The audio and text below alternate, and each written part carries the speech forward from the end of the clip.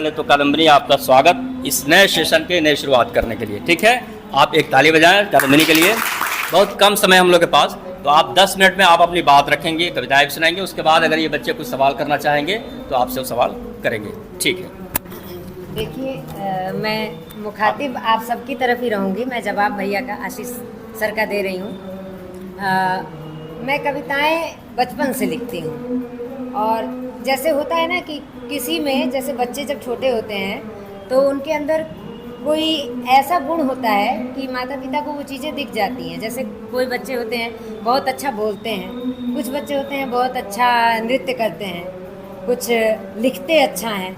तो छोटे पर मैं भी कुछ लिखती थी, तो जो आड़ा तिरछा लिखती थी बड़े लोगों को समझ में आया कि ये कुछ अच्छा लिख रही है।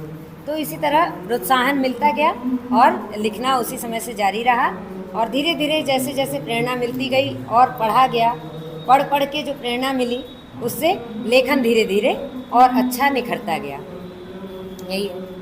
आप कुछ कविताएं आपके पास बच्चों के लिए या बड़ों के लिए जो भी हैं, तो मैं चाहूँगा कि आप सुनाएं इनको अपनी कविताएं। वैसे तो बच्चों मैं गज़ल ही लिखती हूँ, लेकिन चूँकि आप सब बच्चे हैं, थोड़ा कम समझ में आए, इसलिए मैं एक आध कविताएं मैं आप लोगों को सुनाना चाहूँगी।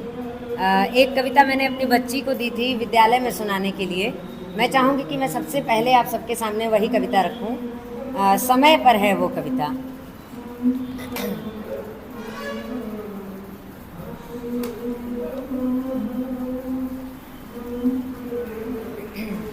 आप लोग अपने मन में सवाल रखिएगा जो भी पूछना चाहते हैं। जो ठीक है, पूछना चाहते हैं इसके बाद हम लोग पूछ सकते बातचीत करेंगे। ठीक है, सोचे रहिए आप लोग कि क्या हम पूछ सकते हैं। एक कविता है, समय हमें सिखला देता है। ये बच्चों के लिए ही है, मैंने बच्चों के लिए ही लिखी थी। आप सब सुने ध्यान से, और कुछ भी पूछना हो तो आप पूछ सकते हैं। समय हमें सिखला देता है, नियत समय पर काम करे जो, उसको कहाँ हरा पाओगे। लहरों की पाबंदी देखो, क्या उनसे टकरा पाओगे। सूरज की किरणों का चढ़ना और उतरना भी है निश्चित। अपने दम पर भोर बुला, वो स्वयं हमें बतला देता है। समय हमें सिखला देता है। घड़ियों ने जाने कब से खुद को अनुशासन में बांधा है। वाणों ने भी त्वरित चपलता से उन लक्ष्यों को साधा है। कृत संकल्पित संयम वाला धरती का यह जो घूर्णन है, उसमें एक व्यवधान सकल अस्तित्व सुनो झुठला जाता है। समय हमें सिखला देता है। बढ़िया, बढ़िया। और इसी तरह की एक और है कविता। बच्चों के लिए आमतौर पे कुछ भी लिखते हैं तो सोचते हैं कि थोड़ी उन्हें कुछ प्रेरणा मिले, उन्हें कुछ समझ में भी आए। हाँ। तो एक है, एक पेड़ को ध्यान में रखकर मैंने एक कविता लिखी थी। पेड़ों से तो सभी प्यार करते हैं, अपने पर्यावरण की रक्षा के लिए सभी कुछ ना कुछ करते हैं, अधिक से अधिक पेड़ लगाते हैं। तो मैंने एक पेड़ के बारे में कुछ लिखा है, आप लोग सुने उसको। कब तक और प्रतीक्षा बाकी, कब तक और प्रतीक्षा बाकी, छोटा सा वह बीज धरा के सीने में छुप कर बैठा है। सूरज खूब तपाता फिर भी घन की आशा में रहता है। घन माने बादल। सूरज खूब तपाता फिर भी घन की आशा में रहता है। नन्हे से उस मन की जाने कितनी बड़ी परीक्षा बाकी, कब तक और प्रतीक्षा बाकी। तोड़ परपटी की कारा जब बाहर आकर मुस्काता है, सुंदरतम इस नए विश्व से नेत्र मिलाकर बतियाता है। बनकर वृक्ष गगन छूने तक जाने कितनी शिक्षा बाकी, कब तक और प्रतीक्षा बाकी। कब तक और प्रतीक्षा बाकी। प्राण वायु सुरभित हो जाती जब डाली पुष्पित हो जाती, केंद्र बने आकर्षण का जब परागिका संचित हो जाती। फल से बीज बनाता तरु की कितनी अधिक प्रतीक्षा बाकी, कब तक और प्रतीक्षा बाकी। धन्यवाद। कब तक और प्रतीक्षा बाकी। तो ये जो कविता मैंने लिखी थी, इसको मैंने वृक्ष को केंद्र में रख के बच्चों पे भी लिखी थी। ये आप छोटे से लेकर बड़े तक आप ऐसे कौन कौन से काम करते हैं, क्या करते हैं, आप जब इसको 3-4 बार पढ़ेंगे कविता को, तो आपको खुद समझ में आएगा कि आप इसमें से क्या ग्रहण कर रहे हैं। तो ये कविताएं आमतौर पे, ये 2 कविताएं मेरे मोबाइल में थी, ये बच्चों के लिए थी। ये मैंने आपको बहुत बढ़िया। अगर आप जैसे जब बच्चे क्या करते हैं कि जब कुछ लिखते हैं कविताएं लिखते हैं या इस तरीके से लिखना शुरू करते हैं या फिर डांस वांस या एक्टिंग के फील्ड में जाना चाहते हैं, जी। तो उनके पेरेंट्स सबसे पहले डंडे लेकर खड़े हो जाते हैं कि तुमको डॉक्टर बनना है, इंजीनियर बनना है या IAS PCS बनना है, ठीक है। तो ऐसे मतलब बच्चों को क्या करना चाहिए? देखिए,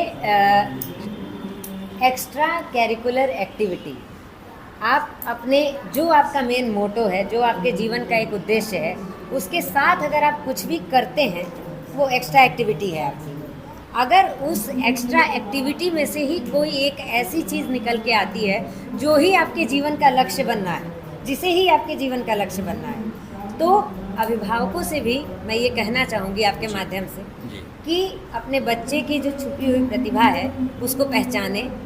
अगर उसके अंदर नृत्य की ही, हो सकता है उसको डांस बहुत अच्छा लगता हो और घर के लोग चाहते हो कि डांस ना करे, बच्चा डांस ना करे, तो वो बच्चा अगर डांस नहीं करेगा तो शायद अगर आप जो चाहते हैं कि उसको पढ़ाई करनी है तो उसका पढ़ाई में भी मन नहीं लगेगा। तो जो वो करना चाहता है बच्चा, उसे वो करने दिया जाए, उसे फ्रीडम दिया जाए कि हाँ वो उतना करे। एक समय दिया जाए कि बेटा तुम ये टाइम टेबल बना लो, इतना देर तुम्हारा ये काम के लिए हम दे रहे हैं तुमको, इतना तुम करो, और साथ साथ जो तुम्हारा होमवर्क है, जो तुम्हारा और काम है पढ़ाई वाला, जो तुम्हें स्कूल से मिला है, ऐसा करना कि वो भी तुम्हारा हो जाए और तुम्हें स्कूल से डांट ना पड़े। क्योंकि कोई भी माता पिता ये नहीं चाहते हैं कि उनके बच्चे को स्कूल में डांट पड़े, टीचर्स से डांट पड़े। इसलिए वो जो मन का करना चाहते हैं बच्चे, अपने मन का करें, लेकिन उतना ही करें जिसमें उनकी पढ़ाई बाधित ना हो, उनका जो करियर बेस्ड, जिसमें भी आपको अपना करियर बनाना है, वो चीज़ बाधित ना हो। तो फर्स्ट ऑफ ऑल हम तो यही जानते हैं कि हमारे बच्चों के लिए पहले शिक्षा ज़रूरी है, पढ़ाई ज़रूरी है, क्योंकि आप लोग छोटे हैं अभी, पढ़ लीजिए।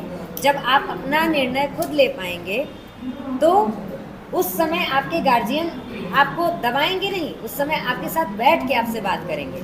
जब आप अपना डिसीजन खुद ले पाएंगे, जब थोड़े और बड़े हो जाएंगे, तब तक आप अपनी जो अंदर की प्रतिभा है उसको मरने मत दीजिए। और गार्जियन से भी मेरी अपील रहेगी कि उनकी प्रतिभा को निखारने में उनकी मदद करें। बिल्कुल। तो बातें समझ में आई आप लोगों को? 2-3 चीज़ें। पहला कि दुनिया में कुछ भी काम करना है, कोई भी म्यूजिक के फील्ड में भी जाना है, एक्टिंग किसी भी फील्ड में, तो पढ़ाई बहुत ज़रूरी है। बिना पढ़ाई के कुछ नहीं होना है, वहाँ भी ठीक है। एग्जाम होगा आपका, एग्जाम हर जगह है, बोलना हर जगह। आप बहुत अच्छी पेंटिंग बनाते हो, ठीक है, स्केचिंग आपने किया, बहुत अच्छा पेंटिंग बना करके आपने दीवार पर लगा दिया।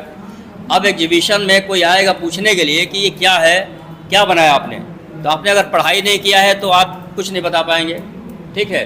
तो दुनिया के सारे काम करने के लिए पढ़ाई सबसे मस्ट है, पढ़ाई पीछे नहीं छूटे।